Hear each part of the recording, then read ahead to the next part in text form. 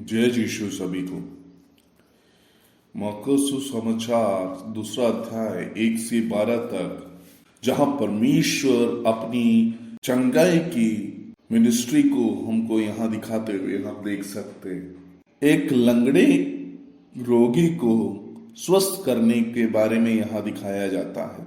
जहां परमेश्वर कफरनहूम देश पे जब आते हैं तो वहां लोग उनसे मिलने के लिए, चंगाई के लिए वहां इकट्ठा होते हुए हमारी दिखाई देता है। कफरनहूम देश में जब पब्लिक आती है तब वहां ये फाइनल होता है कि वहां परमेश्वर आया है।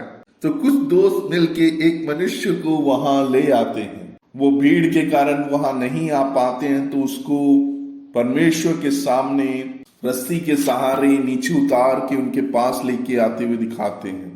यहाँ 4 व्यक्तियों का अटूट विश्वास परमेश्वर के ऊपर हमको देखने को मिलता है। उस समय शंका के साथ बैठे हुए लोगों के मन की बातें सुन के परमेश्वर वहां उनको, जो तुम सोच रहे हो वो गलत है, वो भी बोलते हुए हमको दिखाई देता है।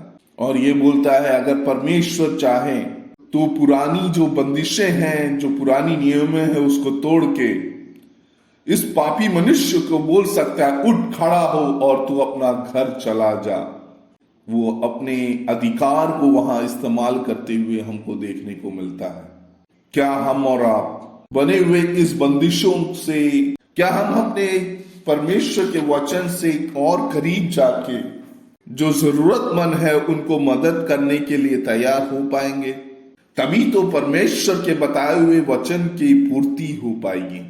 परमेश्वर से बताए हुए वचनों को पूर्ति होना है तो जो बंदिशें हमको, समूह को दबाने के लिए बनी हुई हैं, उसको तोड़ के आगे बढ़ने पे हमसे बनना चाहिए। इस मनुष्य जो लकवे में था, उस लकवे में वाले मनुष्य को सहायता करने के लिए विश्वास के साथ 4 लोग आगे आते हुए हमको दिखाई देता है।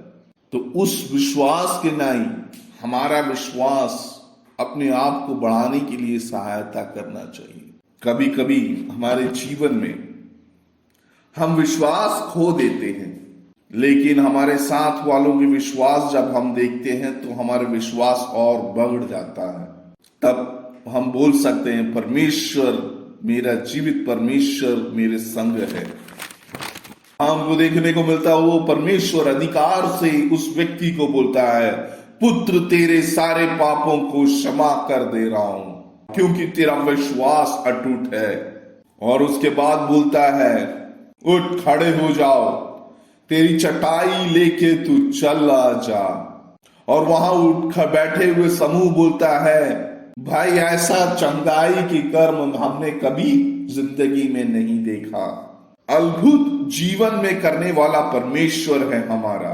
हम कभी ना सोचते हुए भी, या कभी हमारे जीवन में ये कैसे होगा, असंभव जिसको हम सोचते हैं संभव करने वाला है हमारा परमेश्वर। आए हम सब अपने आप को परमेश्वर के आगे समर्पण करते, अपने विश्वास को बढ़ाएं और कुचले और दबे हुए समूह को सहायता करने के लिए आगे बढ़े। परमेश्वर हम आपको अनुग्रहित करे। आमीन।